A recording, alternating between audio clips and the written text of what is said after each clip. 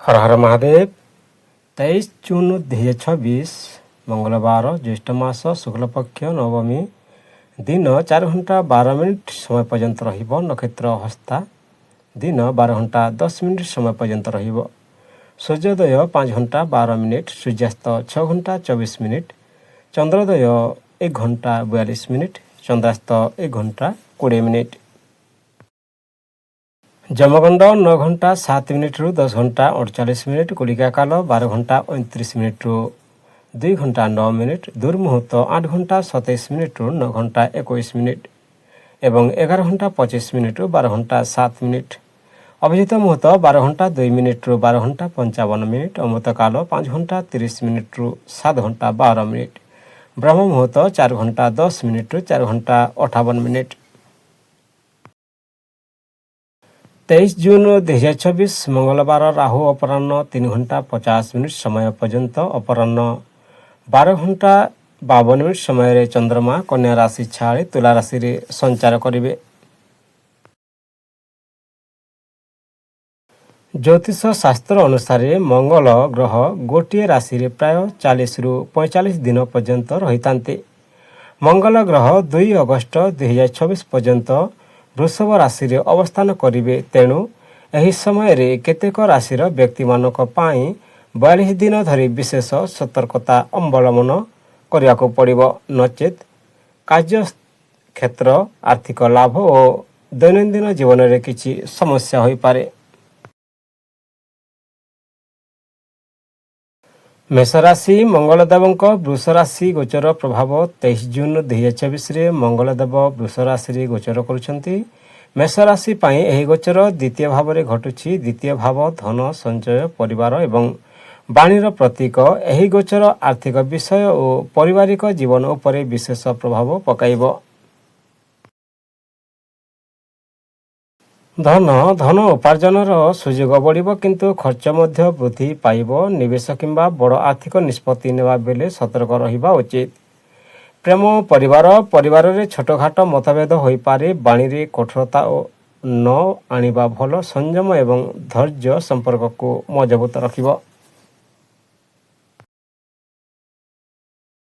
Career कार्यक्षेत्र रे परिश्रम फल मिलिबो। स्वास्थ्य खाद्यपान उपरे ध्यान दियंतु। राग एवं मानसिक चाप को नियंत्रण रे रखंतु। नियमित व्यायाम एवं संतुलित जीवनशैली लाभदायक हेबो। प्रतिकार मंगलवार दिन भगवान हनुमान को पूजा करंतु एवं ओम अंगारकाय नमः मंत्र 108 थर जप करंतु। वृषभ राशि मंगलदेवଙ୍କ वृष राशि गोचर प्रभाव 23 जून 2026 रे मंगलदेव वृष राशि रे गोचर करुछंती। वृष राशि पाई एही गोचर प्रथम भाव रे लग्न भाव रे घटुछि। प्रथम भाव व्यक्तित्व, स्वास्थ्य, आत्मविश्वास एवं जीवनर दृष्टिकोणर प्रतीक रहिछि। मंगलଙ୍କ एही स्थिति शक्ति, साहस एवं कार्यक्षमता वृद्धि करिबो। धन आर्थिक क्षेत्र रे परिश्रम फल मिलिबो। नूतन आयर सुयोग सृष्टि हेबो, किंतु तोराहुड़ा रे धन व्यय करिवाकू दूरेई रहिबा भलो। प्रेम परिवार आपणक स्वभाव रे उत्साह एवं दृढ़ता बढ़िबो। तेबे राग किंबा जित कारणरू परिवार एवं जीवन साथी सह मतभेद देखा देई पारे। धैर्य एवं मधुर व्यवहार करंतु। कैरियर चाकरी और व्यवसाय रे सक्रियता बढ़िबो। नूतन प्रकल्प किंबा योजना आरंभ करिवा पाई समय अनुकूल रहिबो। प्रतियोगितामूलक क्षेत्र रे सफलता मिलिबो। स्वास्थ्य, शक्ति एवं उत्साह बढ़िबो, किंतु अधिक क्रोध एवं चापरू दूरेई रहिबा उचित। मुंडबिंदा किंबा शरीर रे उष्णता संबंधी समस्या होई पारे।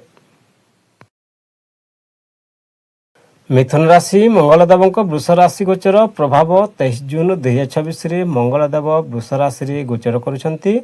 मिथुन राशि पाई एही गोचर द्वादश भाव रे घटुछि। द्वादश भाव व्यय, विदेश, एकांत, निद्रा एवं आध्यात्मिकता प्रतीक। एही समय रे धैर्य एवं संयम रखिबा आवश्यक। धन अप्रत्याशित खर्च बढ़िबो। विदेश, चिकित्सा किंबा यात्रा संबंधी व्यय हेबार संभावना रहिछि। धन संबंधी निष्पत्ति रे सतर्क रहिबा उचित। ପ୍ରେମ ପରିବାରରୁ କିଛି ଦୂରତା କିମ୍ବା ମାନସିକ ଚିନ୍ତା ଅନୁଭବ ହୋଇପାରେ। ଜୀବନସାଥୀଙ୍କ ସହ କଥାବାର୍ତ୍ତାରେ ଧୈର୍ଯ୍ୟ ରଖନ୍ତୁ। ଭାବନାରେ ବହିଯିବାଠାରୁ ଦୂରେଇ ରହିବା ଭଲ। କ୍ୟାରିୟର ବିଦେଶୀ କମ୍ପାନୀ, ଗବେଷଣା, ହସ୍ପିଟାଲ କିମ୍ବା ପରୋକ୍ଷ କାର୍ଯ୍ୟ ସହ ଜଡ଼ିତ ବ୍ୟକ୍ତିମାନେ ଲାଭ ପାଇପାରନ୍ତି।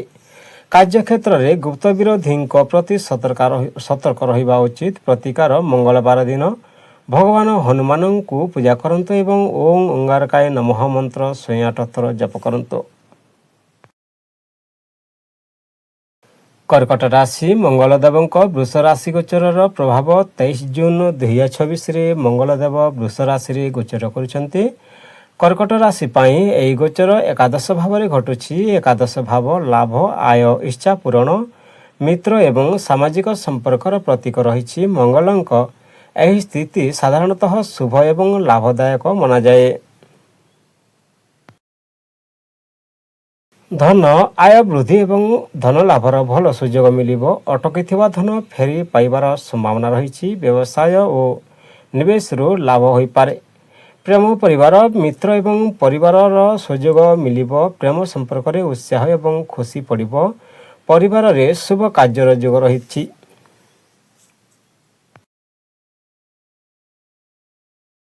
ସିଂହ ରାଶି, ମଙ୍ଗଳଦେବଙ୍କ ବୃଷ ରାଶି ଗୋଚର ପ୍ରଭାବ 23 ଜୁନ 2026ରେ ମଙ୍ଗଳଦେବ ବୃଷ ରାଶିରେ ଗୋଚର କରୁଛନ୍ତି। ସିଂହ ରାଶି ପାଇଁ ଏହି ଗୋଚର ଦଶମ ଭାବରେ ଘଟୁଛି। ଦଶମ ଭାବ କର୍ମ, ପଦ ପ୍ରତିଷ୍ଠା, ବ୍ୟବସାୟ ଏବଂ ସାମାଜିକ ସମ୍ମାନର ପ୍ରତୀକ ରହିଛି। ମଙ୍ଗଳଙ୍କ ଏହି ସ୍ଥିତି କାର୍ଯ୍ୟକ୍ଷେତ୍ରରେ ସକ୍ରିୟତା ଉନ୍ନତିର ସୂଚନା ଦେଇଥାଏ। ଧନ, ଚାକିରି ଏବଂ ବ୍ୟବସାୟରୁ ଆର୍ଥିକ ଲାଭ ମିଳିବ। ପରିଶ୍ରମ ଫଳ ସ୍ୱରୂପ ଆୟ ବୃଦ୍ଧି ହେବାର ସମ୍ଭାବନା ରହିଛି। ନୂତନ କାର୍ଯ୍ୟ କିମ୍ବା ଯୋଜନା ଲାଭଦାୟକ ସାବ୍ୟସ୍ତ ହୋଇପାରେ। ପ୍ରେମ ଓ ପରିବାର କାମର ବ୍ୟସ୍ତତା କାରଣରୁ ପରିବାରକୁ କମ୍ ସମୟ ଦେଇପାରନ୍ତି, ତଥାପି ପରିବାରର ସହଯୋଗ ମିଳିବ। ଜୀବନସାଥୀଙ୍କ ସମର୍ଥନ ଆପଣଙ୍କୁ ମନୋବଳ ବଢ଼ାଇବ। କ୍ୟାରିୟର, ଚାକିରି, ବ୍ୟବସାୟ, ପ୍ରଶାସନ, ପରିଚାଳନା ଏବଂ ସରକାରୀ କ୍ଷେତ୍ରରେ ଥିବା ବ୍ୟକ୍ତିମାନେ ଭଲ ଫଳ ପାଇପାରନ୍ତି। ପଦୋନ୍ନତି, ନୂତନ ଦାୟିତ୍ୱ କିମ୍ବା ସମ୍ମାନ ପ୍ରାପ୍ତିର ଯୋଗ ରହିଛି। ପ୍ରତିକାର ମଙ୍ଗଳବାର ଦିନ ଭଗବାନ ହନୁମାନଙ୍କୁ ପୂଜା କରନ୍ତୁ ଏବଂ ଓଁ ଅଙ୍ଗାରକାୟ ନମଃ ମନ୍ତ୍ର 108 ଥର ଜପ କରନ୍ତୁ। କନ୍ୟା ରାଶି, ମଙ୍ଗଳଦେବଙ୍କ ବୃଷ ରାଶି ଗୋଚର ପ୍ରଭାବ 23 ଜୁନ 2026ରେ ମଙ୍ଗଳଦେବ ବୃଷ ରାଶିରେ ଗୋଚର କରୁଛନ୍ତି। କନ୍ୟା ରାଶି ପାଇଁ ଏହି ଗୋଚର ନବମ ଭାବରେ ଘଟୁଛି। ନବମ ଭାବ ଭାଗ୍ୟ, ଧର୍ମ, ଉଚ୍ଚ ଶିକ୍ଷା, ଦୀର୍ଘଯାତ୍ରା ଏବଂ ଗୁରୁଙ୍କ ଆଶୀର୍ବାଦର ପ୍ରତୀକ। ମଙ୍ଗଳଙ୍କ ଏହି ସ୍ଥିତି ସାହସ ଏବଂ ପ୍ରୟାସ ଦ୍ୱାରା ଭାଗ୍ୟକୁ ସୁଦୃଢ଼ କରିବ। ଧନ, ଭାଗ୍ୟର ସହଯୋଗରେ ଧନ ଲାଭର ସୁଯୋଗ ମିଳିବ। ଦୀର୍ଘଯାତ୍ରା, ଶିକ୍ଷା କିମ୍ବା ବିଦେଶ ସମ୍ବନ୍ଧୀୟ କାର୍ଯ୍ୟରୁ ଲାଭ ହେବାର ସମ୍ଭାବନା ରହିଛି। ନୂତନ ନିବେଶ ପୂର୍ବରୁ ବିଚାର କରିବା ଉଚିତ। ପ୍ରେମ, ପରିବାର, ପିତା, ଗୁରୁ କିମ୍ବା ବୟୋଜ୍ୟେଷ୍ଠଙ୍କ ସହଯୋଗ ମିଳିବ। ପରିବାର ସହ ଧାର୍ମିକ କାର୍ଯ୍ୟ କିମ୍ବା ଯାତ୍ରାର ଯୋଗ ରହିଛି। ସମ୍ପର୍କରେ ଉତ୍ସାହ ଏବଂ ସକାରାତ୍ମକତା ବଢ଼ିବ। କ୍ୟାରିୟର, ଉଚ୍ଚ ଶିକ୍ଷା, ପ୍ରଶାସନ, ଆଇନ, ପ୍ରକାଶନ କିମ୍ବା ବିଦେଶ ସମ୍ବନ୍ଧୀୟ କ୍ଷେତ୍ରରେ ଥିବା ବ୍ୟକ୍ତିମାନେ ଭଲ ଫଳ ପାଇପାରନ୍ତି। ନୂତନ ସୁଯୋଗ ଏବଂ ପଦୋନ୍ନତିର ସମ୍ଭାବନା ରହିଛି। ସ୍ୱାସ୍ଥ୍ୟ ସାଧାରଣତଃ ଭଲ ରହିବ। ଦୀର୍ଘ ଯାତ୍ରାରେ ସତର୍କ ରହିବା ଉଚିତ। ନିୟମିତ ବ୍ୟାୟାମ ଓ ସନ୍ତୁଳିତ ଜୀବନଶୈଳୀ ଲାଭଦାୟକ ହେବ। ତୁଲା ରାଶି, ମଙ୍ଗଳଦେବଙ୍କ ବୃଷ ରାଶି ଗୋଚର ପ୍ରଭାବ 23 ଜୁନ 2026ରେ ମଙ୍ଗଳଦେବ ବୃଷ ରାଶିରେ ଗୋଚର କରୁଛନ୍ତି। ତୁଲା ରାଶି ପାଇଁ ଏହି ଗୋଚର ଅଷ୍ଟମ ଭାବରେ ଘଟୁଛି। ଅଷ୍ଟମ ଭାବ ପରିବର୍ତ୍ତନ, ଗୁପ୍ତ ବିଷୟ, ଉତ୍ତରାଧିକାର, ଗବେଷଣା ଏବଂ ଅପ୍ରତ୍ୟାଶିତ ଘଟଣାର ପ୍ରତୀକ ରହିଛି। ଏହି ସମୟରେ ଧୈର୍ଯ୍ୟ ଓ ସତର୍କତା ରଖିବା ଆବଶ୍ୟକ। ଧନ, ଅପ୍ରତ୍ୟାଶିତ ଖର୍ଚ୍ଚ ବଢ଼ିବ। ଋଣ, କର କିମ୍ବା ବୀମା ସମ୍ବନ୍ଧୀୟ ବିଷୟରେ ସତର୍କ ରୁହନ୍ତୁ। ଉତ୍ତରାଧିକାର କିମ୍ବା ଗୁପ୍ତ ସୂତ୍ରରୁ ଲାଭର ସମ୍ଭାବନା ମଧ୍ୟ ରହିଛି। ପ୍ରେମ ପରିବାର ଜୀବନସାଥୀ କିମ୍ବା ପରିବାର ସହ ମତଭେଦ ହୋଇପାରେ। ରାଗ ଏବଂ ଜିଦ୍ ଉପରେ ନିୟନ୍ତ୍ରଣ ରଖିବା ଭଲ। ଧୈର୍ଯ୍ୟ ଓ ବୁଝାମଣା ସମ୍ପର୍କକୁ ମଜବୁତ ରଖିବ। କ୍ୟାରିୟର, ଗବେଷଣା, ଚିକିତ୍ସା, ବୀମା କିମ୍ବା ଗୁପ୍ତ ବିଷୟ ସହ ଜଡ଼ିତ ବ୍ୟକ୍ତିମାନେ ଲାଭ ପାଇପାରନ୍ତି। କାର୍ଯ୍ୟକ୍ଷେତ୍ରରେ ହଠାତ୍ ପରିବର୍ତ୍ତନ ଆସିବ, ତେଣୁ ସଂଯମ ରଖିବା ଆବଶ୍ୟକ। ପ୍ରତିକାର, ମଙ୍ଗଳବାର ଦିନ ଭଗବାନ ହନୁମାନଙ୍କୁ ପୂଜା କରନ୍ତୁ ଏବଂ ଓଁ ଅଙ୍ଗାରକାୟ ନମଃ ମନ୍ତ୍ର 108 ଥର ଜପ କରନ୍ତୁ। ବିଚାରାଶି ମଙ୍ଗଳଦେବଙ୍କ ବୃଷ ରାଶି ଗୋଚର ପ୍ରଭାବ 23 ଜୁନ 2024ରେ ମଙ୍ଗଳଦେବ ବୃଷ ରାଶିରେ ଗୋଚର କରୁଛନ୍ତି। ବିଚାରାଶି ପାଇଁ ଏହି ଗୋଚର ସପ୍ତମ ଭାବରେ ଘଟୁଛି। ସପ୍ତମ ଭାବ ବିବାହ, ଜୀବନସାଥୀ, ସହଭାଗିତା, ବ୍ୟବସାୟ ଏବଂ ସାମାଜିକ ସମ୍ପର୍କର ପ୍ରତୀକ ରହିଛି। ମଙ୍ଗଳଙ୍କ ଏହି ସ୍ଥିତି ସମ୍ପର୍କ ଏବଂ ଭାଗିଦାରୀ କ୍ଷେତ୍ରରେ ସକ୍ରିୟତା ଆଣିବ। ଧନ, ବ୍ୟବସାୟିକ ସହଭାଗିତା ଏବଂ ନୂତନ ଚୁକ୍ତିରୁ ଲାଭ ମିଳିବ। ଆର୍ଥିକ ନିଷ୍ପତ୍ତି ନେବା ବେଳେ ତୋରାହୁଡ଼ା ନ କରନ୍ତୁ। ସହଭାଗୀଙ୍କ ସହଯୋଗରେ ଧନ ଲାଭର ସୁଯୋଗ ରହିବ। ପ୍ରେମ ଓ ପରିବାର, ଦାମ୍ପତ୍ୟ ଜୀବନରେ ଉତ୍ସାହ ଏବଂ ଆକର୍ଷଣ ବଢ଼ିବ, କିନ୍ତୁ ଛୋଟଘାଟ ମତଭେଦ ମଧ୍ୟ ହୋଇପାରେ। ରାଗ ଏବଂ ଜିଦ୍ ଉପରେ ନିୟନ୍ତ୍ରଣ ରଖିଲେ ସମ୍ପର୍କ ମଧୁର ରହିବ। କ୍ୟାରିୟର, ବ୍ୟବସାୟ, ମାର୍କେଟିଂ, ଆଇନ, ପରାମର୍ଶ ଏବଂ ଭାଗିଦାରୀ ସମ୍ବନ୍ଧୀୟ କାର୍ଯ୍ୟରେ ଭଲ ସଫଳତା ମିଳିବ। ନୂତନ ବ୍ୟବସାୟିକ ସୁଯୋଗ ଆସିବ। ପ୍ରତିକାର, ମଙ୍ଗଳବାର ଦିନ ଭଗବାନ ହନୁମାନଙ୍କୁ ପୂଜା କରନ୍ତୁ ଏବଂ ଓଁ ଅଙ୍ଗାରକାୟ ନମଃ ମନ୍ତ୍ର 108 ଥର ଜପ କରନ୍ତୁ। ଧନୁରାଶି ମଙ୍ଗଳଦେବଙ୍କ ବୃଷ ରାଶି ଗୋଚର ପ୍ରଭାବ 23 ଜୁନ 2024 ମଙ୍ଗଳଦେବ ବୃଷ ରାଶିରେ ଗୋଚର କରୁଛନ୍ତି। ଧନୁରାଶି ପାଇଁ ଏହି ଗୋଚର ଷଷ୍ଠ ଭାବରେ ଘଟୁଛି। ଷଷ୍ଠ ଭାବ ଶତ୍ରୁ, ଋଣ, ରୋଗ, ପ୍ରତିଯୋଗିତା ଏବଂ ସେବାର ପ୍ରତୀକ। ମଙ୍ଗଳଙ୍କ ଏହି ସ୍ଥିତି ସାହସ ଏବଂ ସଂଘର୍ଷ କ୍ଷମତା ବୃଦ୍ଧି କରିବ। ଧନ, ଋଣ ମୁକ୍ତି କିମ୍ବା ଆର୍ଥିକ ସମସ୍ୟାର ସମାଧାନ ସୁଯୋଗ ମିଳିବ। ପରିଶ୍ରମ ଦ୍ୱାରା ଧନ ଲାଭ ହେବ, ତଥାପି ଅନାବଶ୍ୟକ ଖର୍ଚ୍ଚରୁ ଦୂରେଇ ରହିବା ଭଲ। ପ୍ରେମ, ପରିବାରରେ ଛୋଟଘାଟ ମତଭେଦ ହୋଇପାରେ। ରାଗ ଉପରେ ନିୟନ୍ତ୍ରଣ ରଖିଲେ ସମ୍ପର୍କ ସୁଦୃଢ଼ ରହିବ। ଜୀବନସାଥୀଙ୍କ ସହଯୋଗ ମିଳିବ। କ୍ୟାରିୟର, ଚାକିରି, ପ୍ରତିଯୋଗିତାମୂଳକ ପରୀକ୍ଷା, ସେବା କ୍ଷେତ୍ର ଏବଂ ବ୍ୟବସାୟରେ ସଫଳତା ମିଳିବ। ବିରୋଧୀ ଏବଂ ପ୍ରତିଦ୍ୱନ୍ଦ୍ୱୀଙ୍କ ଉପରେ ବିଜୟ ଲାଭ କରିବାର ଯୋଗ ରହିଛି। ସ୍ୱାସ୍ଥ୍ୟରେ ଉନ୍ନତି ଦେଖାଯିବ, କିନ୍ତୁ ରକ୍ତଚାପ, ଉଷ୍ଣତା କିମ୍ବା ଅଧିକ ପରିଶ୍ରମ ଯୋଗୁଁ କ୍ଳାନ୍ତି ହୋଇପାରେ। ନିୟମିତ ବ୍ୟାୟାମ ଏବଂ ସନ୍ତୁଳିତ ଖାଦ୍ୟ ଲାଭଦାୟକ ହେବ। ମକର ରାଶି ମଙ୍ଗଳଦେବଙ୍କ ବୃଷ ରାଶି ଗୋଚର ପ୍ରଭାବ 23 ଜୁନ 2024ରେ ମଙ୍ଗଳଦେବ ବୃଷରେ ଗୋଚର କରୁଛନ୍ତି। ମକର ରାଶି ପାଇଁ ଏହି ଗୋଚର ପଞ୍ଚମ ଭାବରେ ଘଟୁଛି। ପଞ୍ଚମ ଭାବ ସନ୍ତାନ, ଶିକ୍ଷା, ପ୍ରେମ, ସୃଜନଶୀଳତା ଏବଂ ବୃଦ୍ଧିର ପ୍ରତୀକ। ମଙ୍ଗଳଙ୍କ ଏହି ସ୍ଥିତି ଉତ୍ସାହ, ଆତ୍ମବିଶ୍ୱାସ ଏବଂ ସଫଳତାର ସୁଯୋଗ ବଢ଼ାଇବ। ଧନ, ନିବେଶ, ବ୍ୟବସାୟ ଏବଂ ପୁରୁଣା ପ୍ରୟାସରୁ ଲାଭ ମିଳିବ। ଆର୍ଥିକ ସ୍ଥିତିରେ ଉନ୍ନତି ହେବାର ସମ୍ଭାବନା ରହିଛି, ତେବେ ଅତ୍ୟଧିକ ବିପଦପୂର୍ଣ୍ଣ ନିବେଶରୁ ଦୂରେଇ ରହିବା ଭଲ। ପ୍ରେମ, ପ୍ରେମ ସମ୍ପର୍କରେ ଉତ୍ସାହ ବଢ଼ିବ। ସନ୍ତାନ ପକ୍ଷରୁ ଖୁସି ଖବର ମିଳିବ, ତେବେ ରାଗ ଏବଂ ଜିଦ୍ ଉପରେ ନିୟନ୍ତ୍ରଣ ରଖିବା ଆବଶ୍ୟକ। କ୍ୟାରିୟର, ଶିକ୍ଷା, ପରିଚାଳନା, ବ୍ୟବସାୟ ଏବଂ ସୃଜନଶୀଳ କ୍ଷେତ୍ରରେ ଥିବା ବ୍ୟକ୍ତିମାନେ ଭଲ ଫଳ ପାଇପାରନ୍ତି। ନୂତନ ଯୋଜନାରେ ସଫଳତା ମିଳିବାର ଯୋଗ ରହିଛି। ସ୍ୱାସ୍ଥ୍ୟ, ଶକ୍ତି ଏବଂ ଉତ୍ସାହ ବଢ଼ିବ, ତେବେ ମାନସିକ ଚାପ ଏବଂ ଅଧିକ କ୍ରୋଧରୁ ଦୂରେଇ ରହିବା ଉଚିତ। ପ୍ରତିକାର, ମଙ୍ଗଳବାର ଦିନ ଭଗବାନ ହନୁମାନଙ୍କୁ ପୂଜା କରନ୍ତୁ ଏବଂ ଓଁ ଅଙ୍ଗାରକାୟ ନମଃ ମନ୍ତ୍ର 108 ଥର ଜପ କରନ୍ତୁ।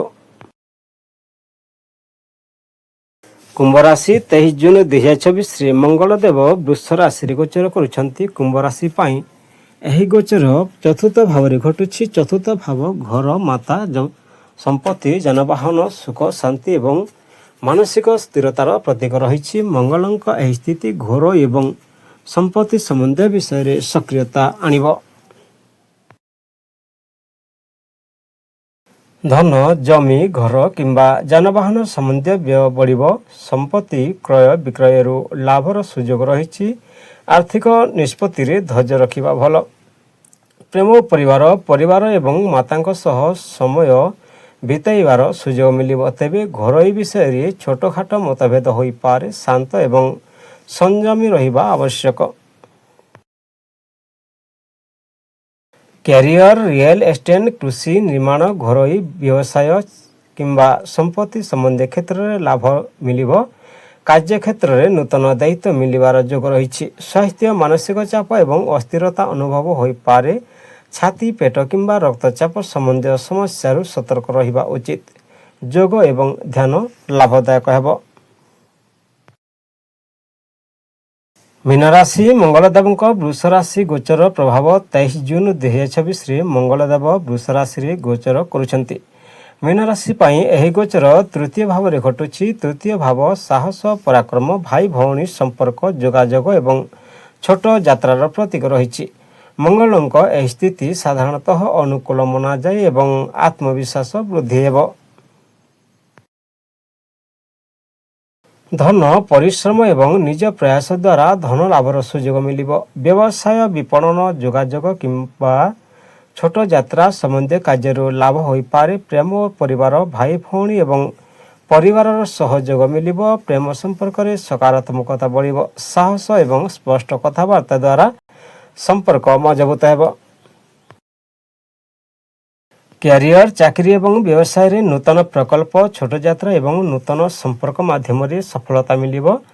ସାମ୍ବାଦିକତା, ମିଡ଼ିଆ, ଲେଖାଲେଖି, ବିକ୍ରୟ ଏବଂ ମାର୍କେଟିଂ କ୍ଷେତ୍ରରେ ଥିବା ବ୍ୟକ୍ତିମାନେ ବିଶେଷ ଲାଭ ପାଇପାରନ୍ତି। ପ୍ରତିକାର, ମଙ୍ଗଳବାର ଦିନ ଭଗବାନ ହନୁମାନଙ୍କୁ ପୂଜା କରନ୍ତୁ ଏବଂ ଓଁ ଅଙ୍ଗାରକାୟ ନମଃ ମନ୍ତ୍ର 108 ଥର ଜପ କରନ୍ତୁ। ଭିଡ଼ିଓକୁ ଶେଷ ପର୍ଯ୍ୟନ୍ତ ଦେଖିଥିବାରୁ ଧନ୍ୟବାଦ। ହର ହର ମହାଦେବ। ବନ୍ଦେ